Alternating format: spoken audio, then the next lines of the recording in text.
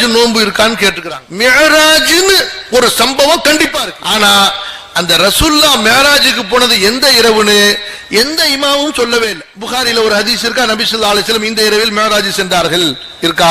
முஸ்லிம்ல இருக்கா, அபூதாவுதுல இருக்கா, திருமதியில இருக்கா, இப்னு மாஜால இருக்கா, முஸ்லிம் ஏதாச்சும் ஒரு ஹதீஸ் கிதாபுல இருக்கா? கிடையாது. வரலாறில் சில வரலாற்று நூல்களில் சில அறிஞர்கள் இன்ன இரவில் சென்றிருக்கலாம் என்று சில பேரு இந்த வருஷத்தில் இந்த மாதத்தில் சென்றிருக்கலாம் என்று இந்த மாதிரி 6 வகையான கருத்து இருக்குது. 1 2 கிடையாது.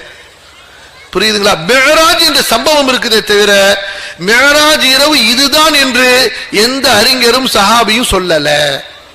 அப்ப அது எந்த இரவுனே தெரியாத போது அந்த இரவுக்கு அமல் பகலுக்கு என்று நோன்பு இருப்பது என்பது இல்லை என்பதை நீங்க தெளிவா